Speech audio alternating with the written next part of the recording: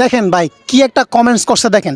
আমি একটা ভিডিও বানাইছিলাম, সেই ভিডিওতে বলছিলাম বিরাট কোহলির থেকেও নাজমুল শান্ত সেরা ক্রিকেটার, এবং সেই ভিডিওতে দেখেন দেখা যাচ্ছে, হ্যাঁ দেখা যাচ্ছে সেই ভিডিওতে কলকাতার একজন দাদা কমেন্টস করছে কোথায় স্বর্ণ আর কোথায় সিলভার, মানে বিরাট কোহলিকে বলছে স্বর্ণ আর আমাদের নাজমুল শান্তকে, কিং নাজমুল শান্তকে বলছে সিলভার। তো এই কমেন্টসটা আসলে কতটা যুক্তিসঙ্গত হয়েছে?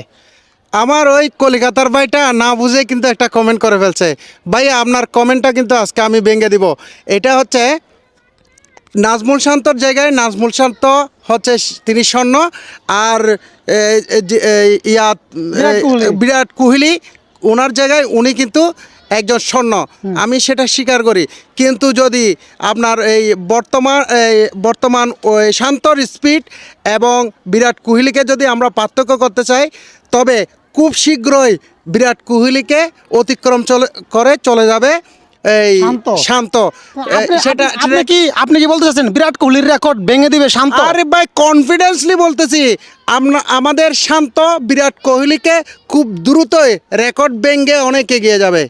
আচ্ছা, তো ওই যে নাজমুল শান্তকে যে সিলভার বললো, এটা আসলে কতটা যৌক্তিক ভাই? কষ্ট পাইছি আমি খুব। আরে না, শুধু স্বর্ণ না, এটা স্বর্ণের বিরাট বিরাট টুকরা বলা যায়। স্বর্ণটা এটা ডায়মন্ড হবে, ডায়মন্ড। আপনি বিরাট কোহলি স্বর্ণই থেকে যাবে, এটা ডায়মন্ড হবে।